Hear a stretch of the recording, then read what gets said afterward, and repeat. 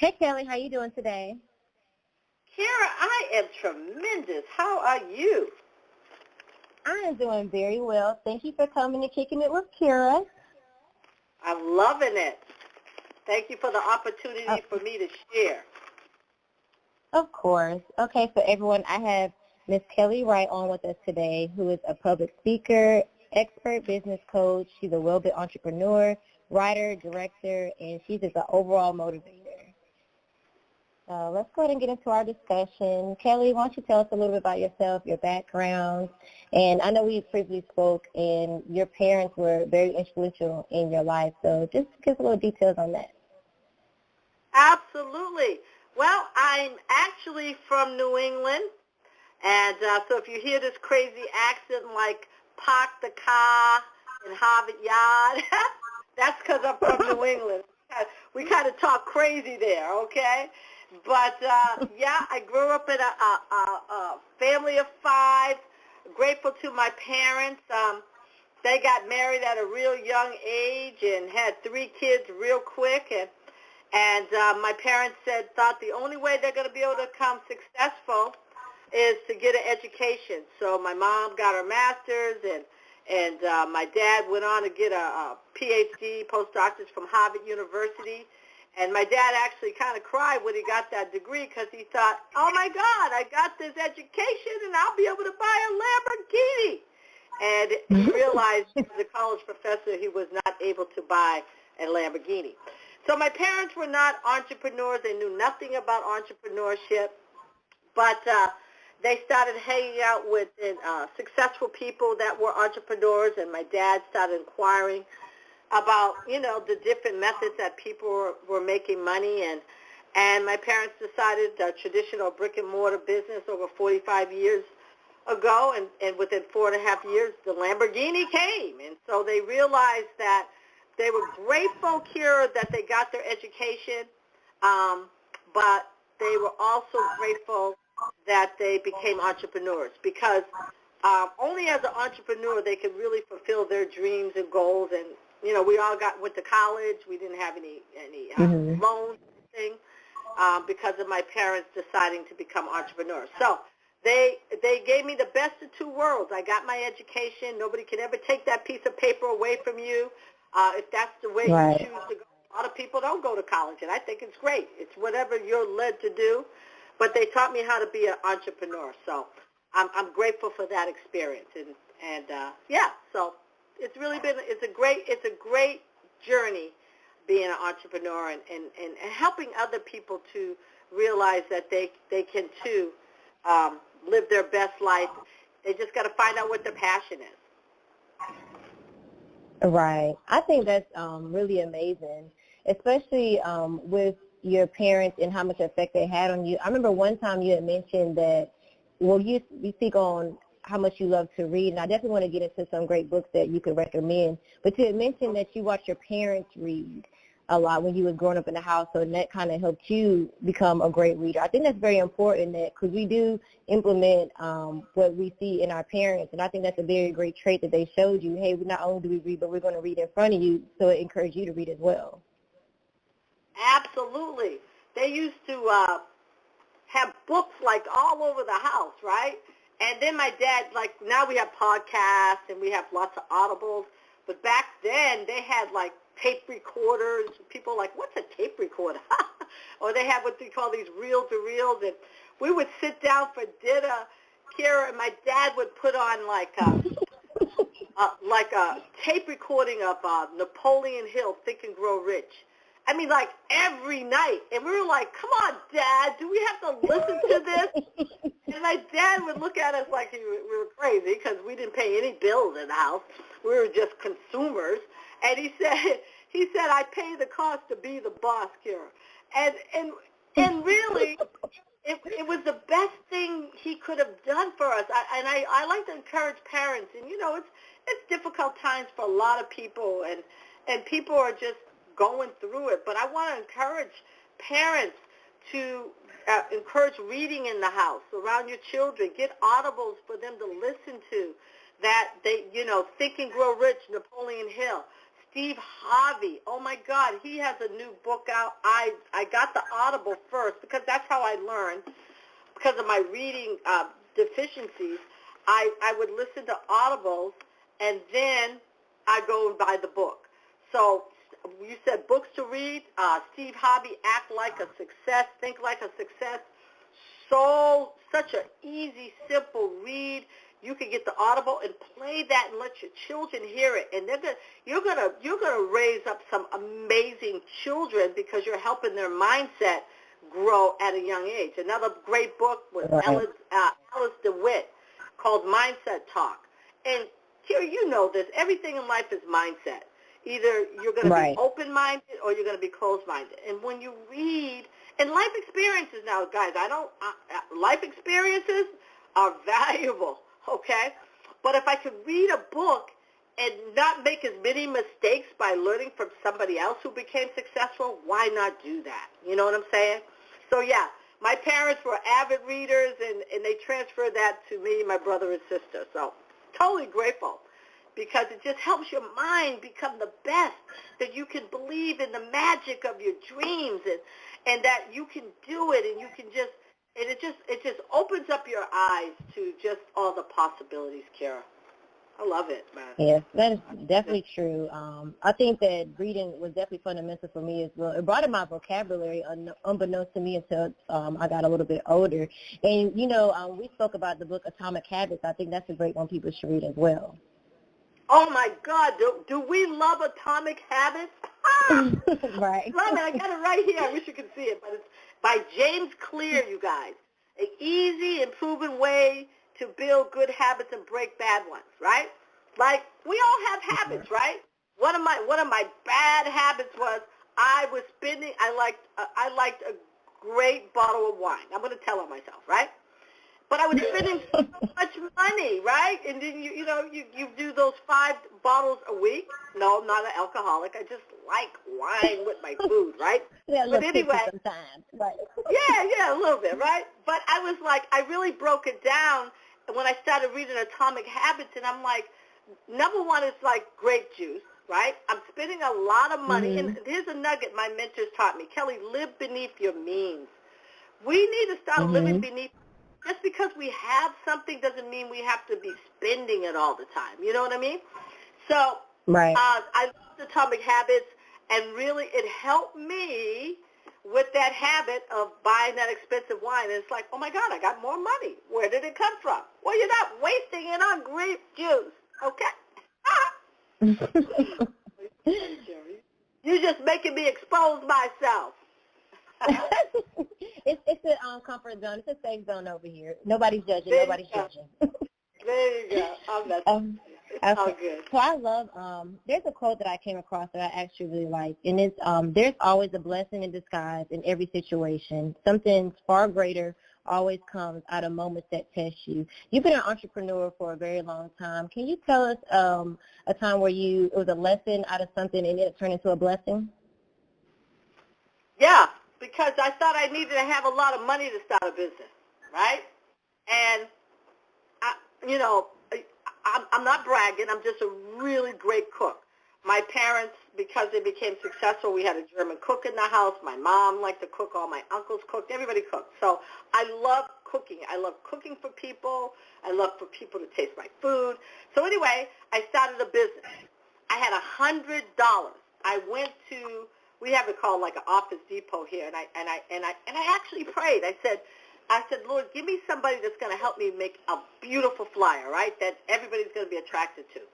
And that's a little nugget in there, okay, called prayer. But anyway, so I go to Office Depot, this girl there, and she helps me put this flyer together, this menu together, Kelly's Catering, $100. So I got that, and it was beautiful. I mean, it was like the anointing was on this. I kept a copy. I just loved it. $100, guys. And if I had been scared to say I don't have any money, how can I start a business, I never would have started. And the blessing was that I always had really good mentors around me and coaches that said I could do it. Parents told me I could do it. And you know what? We're going to be the 5 people that we hang out with and the 5 books we read. That's who we will be. So I always really was guarding who I hung out with, right? If we can't encourage each other and lift each other up, I'm not hanging out with you, okay? Right. Nothing personal, but I just have to protect, right? So I realized I took that $100 and I ended up being Halle Berry loved my food. I ended up doing edible food in the movie scenes. Like when you see people at a table eating, that was my company. They pay me $1,000 a day on food and the food. It was like, and I started with $100. When Earth, Wind and Fire, Kool and the Gang, all these groups, the 80s and 90s would come to town, they would want my company, and I would sit there and I would set up their lunch, and I would be the only one I'd get a free concert. Oh my God, you know. But so the blessing was, Kira, I didn't have any money, but I just said I'm going to do it anyhow. I'm going to do it anyhow. Make sense? I think that makes a lot of sense, and I think that it shows that you have a lot of faith. I definitely believe that faith is power, and your spirituality can be your strength. What are some ways that you motivate yourself, like some self-care type of things? Because I know we're all very busy working and living our lives. What are some things that keep you motivated, and something that you do to, like, you know, say, hey, Kelly Wright needs a little break. So what are some things that you can share with us about that you do? Well, you know, my business is with me 24 hours a day. I mentor people, coach people on how to, number one, make an extra $50,000 for starters a year. So I'm always thinking about my business. I like Steve Harvey's book, Act Like a Success, because the people who are successful, they get up at 4 or 5 o'clock in the morning, right? So I start my day really early, and I will read a couple of scriptures. I'll get some wisdom, and I'll do an audible of the book of Proverbs, because, you know, God said, ask me and I'll give you wisdom in everything you do. And, you know, I need wisdom that's bigger than me, because, you know, sometimes I make, like, if I don't ask, I make stupid mistakes. So I'm like, let me ask. Give me some wisdom, okay? You know what I mean? And so so I start my day like that, and then I'll listen to an audible. Right now I'm listening to Atomic Habit, and I'm also reading the book. So I'll listen to that. I'll do a chapter, and then I'll read a chapter, because you hear it. It goes in your inner ear, but then you read, it goes into your eyes, and it just illuminates everything. Then I work out. I mean, you know, people are like, oh, I can't stand to exercise. Well, walk, okay? You know, do something, move your body, right? You know, exercise, you know, gives you some profit.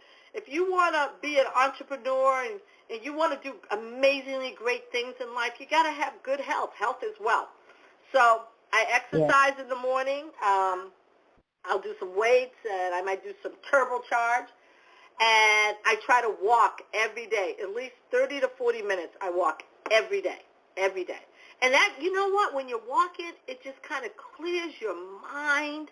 You know, if you can find a park, here's my accent. If you find a park, go to a park and walk.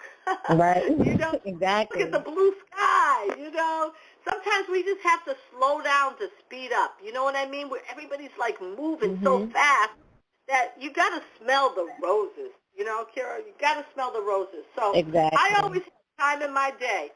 Even building an empire, I have time in my day that I'm going to smell the roses. You know what I mean? I mean, you talked about going out and walking, so, you know, you get it, you know. And I have a dream book, you know, in my place, where I live. I have pictures of everything I want. My parents taught us that, to put up your dreams up. If your children want to go to Disneyland, put a picture of in the bathroom of Disneyland and tell them we're going to go, but you have to do this. You know, you have to clean your room. You know, you got dishes this week. You got to get this grade. And if you do this, you're going to get that. And it helps young people to set their goals, because they can. You have to visually see it. What the mind can conceive, it will achieve. If you cannot see what you really want, and you don't have visions all over, I have my vision board.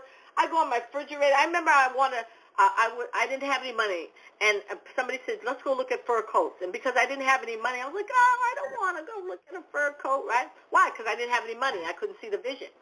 I went online, I went in a magazine, and I found this fur coat that was just beautiful. I just loved it. It was a kind of California pink coat, right? So anyway, I put it on my refrigerator. Every time I opened up my refrigerator, wasn't even thinking about it. I'd see that fur coat, wasn't thinking about it. But see, your subconscious mind has no sense of humor. Kira, what we put in, that's what we get out. So I flew to D.C., at some business event, and they had a furrier there, right? And so now I got money. And so I'm like, oh, furrier, let's go check it out, right? Right? So I saw this coat. It was knee-length. It was perfect for L.A. winter. It was just beautiful. I loved the coat. I was like, oh, yeah, I'll buy it. I just gave it cash, got the coat. I got home. Kira, kicking it with Kira. I get home. My brand-new mink coat. I look on the refrigerator. It was the exact coat that I had on the refrigerator. Manifestation. Oh, my God. Talk about it, girl. Manifestation. Yeah.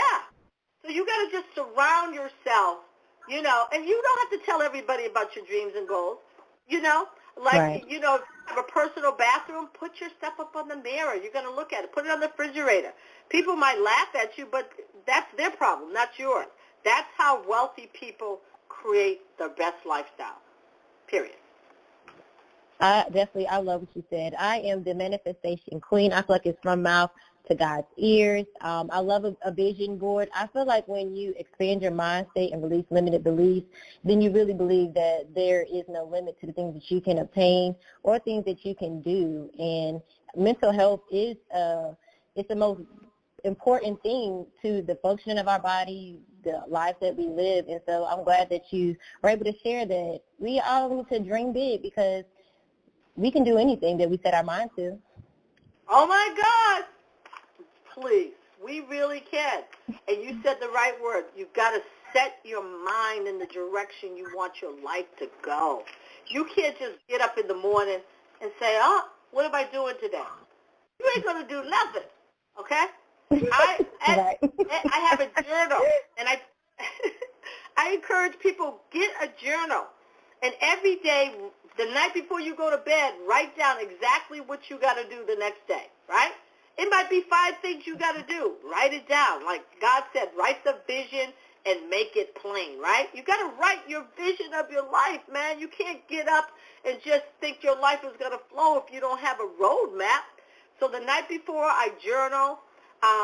I journal what I need to accomplish that next day. I journal what I did that day.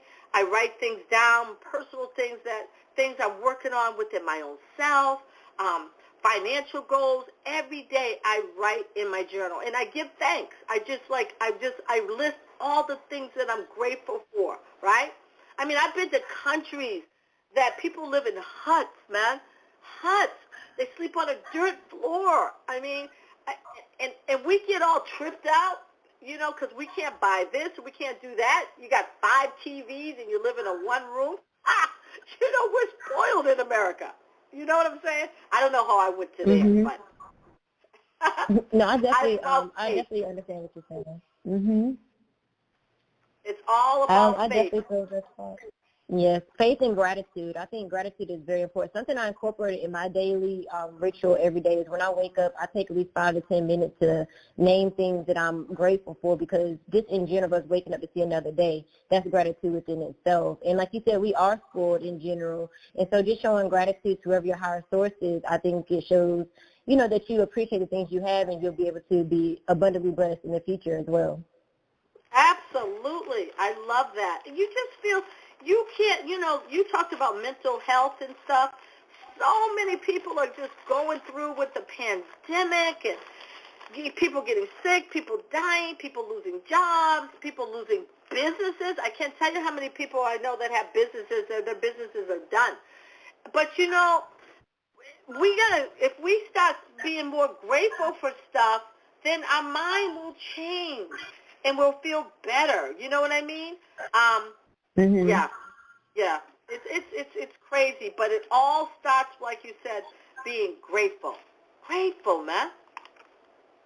It's great. Yes, I think it's one of the most important things because I definitely suffered from high anxiety to the highest extent. Definitely the fight, or freeze is a serious thing, especially in the communities where I've been raised and just living life. But when I took my mental state into a serious factor of my world and changed a lot of perspectives on things, because we can think a negative connotation on things, but if we just switch certain things around and be grateful and think of positive ways, it really does shift your mind on a lot. And so if hopefully, my followers, they will be tuning in, and you as well, Kelly, because I will have more people on that will show different methods that you can use and expose different things that we don't even realize that is affecting our mental capacity, because us being in our best mental state with all that's going on really shifts our whole dynamic of life. So. Amen.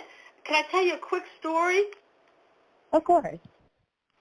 I was back east, and my dad was not well, and so I was flying back and forth from California to back east. But I was going to Jamaica to open up my company in Jamaica. A lot was going on. I was downsizing my parents from a 25-room home to a condominium, and just a lot of stuff was going on. But I was having these, emotional, breakdowns, right? And I just felt, overwhelmed and crying, and I didn't, that was definitely not me, right?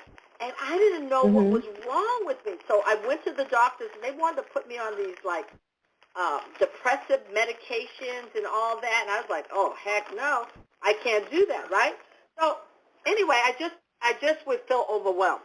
So I'm in Jamaica at a beautiful hotel. I'm going to be speaking that night in Montego Bay, and this girl sits down from Maryland. And I don't know what made me share this with her. Thank God I ask God for wisdom every day. But anyway, we get to talking, and I said, I'm telling them that think I'm losing my mind here, mental illness or something. This has never happened to me. I'm overwhelmed. I'm crying. So she says, just like this. Kara, just like this. She says, you need niacin. Just like this, Kara. You need niacin. I'm like, what? Niacin? So she tells me she's a pharmaceutical rep, and a lot of these medications that make people go cuckoo, that they give people because they put other crap in there, she said the base is niacin, and niacin helps with lifting your mood, right? So I said, okay. So I hop in a cab. I take the cab into the Montego Bay, downtown Jamaica. I look for a pharmacist. I go in and I buy niacin. It was like $5 US, right? Now, I've been freaking out for 4 or 5 months, just feeling overwhelmed and desperate. I took that niacin, 500 milligrams. By that night, I was back to my normal self. Do you know even nutritionally,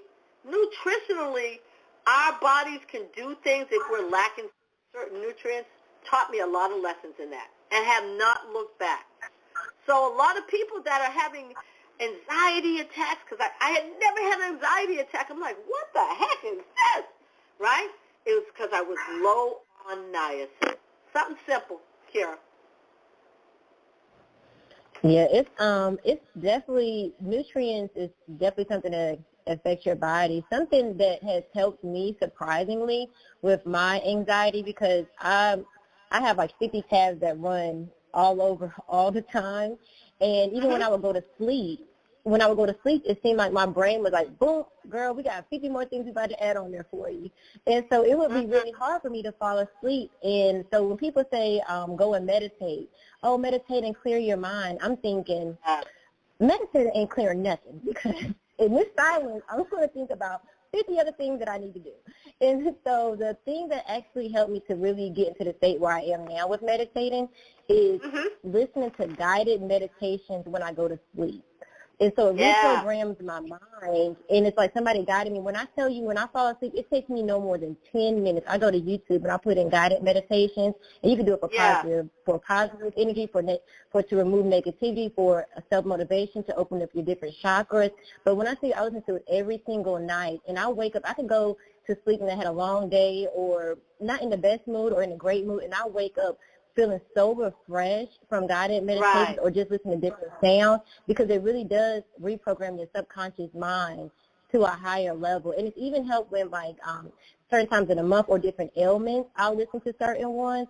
And it's really your Right. mind that's controlling whether you feel good or you don't. And so that has been the number one factor that has helped me to be in the mind state of calmness that I am now, because I can go from zero to interesting real quick, and it really it has, like, when back in the day, but it really it really just calmed my mind down, because it really wasn't just the sound of like meditating in silence. It really was the guided ones where somebody else is talking to me, and it's like, okay, it's really relaxing my mind because I have something to think about, but it's something to think about that's going to be proactive towards what I really need to be thinking about. I love it. I love that. And you're right. I love meditation. It's not weird. It's not that. It just centers your whole being. I love it. Wow. I'm excited. Thanks for sharing that one. The audience is going to love it. And they're going to you're going to change their life.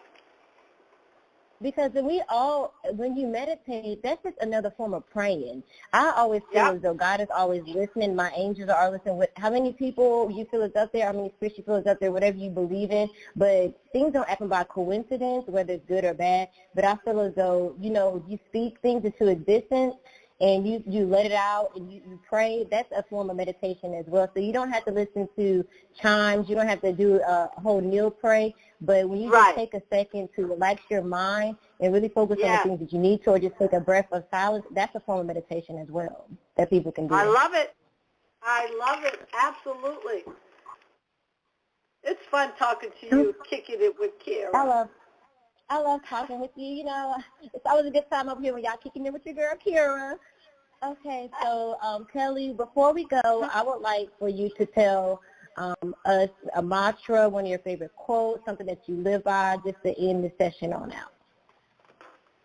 Okay, let me think. I live by two things, Kara. Can I share two things? Okay, of course, share these gems. How many people's lives are better off because you lived? That's number one, right? And really, we are put on this planet to impact other people's lives. Everybody has gifts, and you got to find out what it is and use that gift to help others. And my second mantra is the biggest givers win. So find things that you can give your money to. For me, I like to clean water in different countries. So that's one of my projects that I'm fervent about. I can't wait to start traveling again. I want to go back to Africa. I want to dig some of these wells that I'm investing in. Human trafficking is horrible. Find causes that you're passionate about. Everybody has something that God put in your spirit that he wants you to do. And so we need money to do all these things to help other people. So don't trip. Just find out what your passion is and go after it, and then take that money that you're making, live well, because God said, I wish that you would prosper and be in good health even as your soul's prosperous, but have money that you can help other people as well. So that's what I feel, Kara, and I appreciate you, and I really appreciate you allowing me to come in and just share with the people that, they should get up in the morning and say, I like me. Look in the mirror and tell yourself, I like you. Because you're fearfully and you're wonderfully made, and you are made for a reason. Find out that reason, follow the path, follow your passion, get great people around you, and have your best life. Because it's not a dress rehearsal. You get one shot, and then we're out. You got to show up for the show. Yeah, absolutely. I absolutely love it, and I thank you for coming and joining me and sharing some gems with me and with other people. You always bring an amazing light whenever I speak with you, and it needs to be more people in the world like you. So thank you for coming and kicking it with Kira. Love you, girl. Take care of yourself, Love you too. okay? We'll talk soon, okay? You too. You too. Thank you. Bye.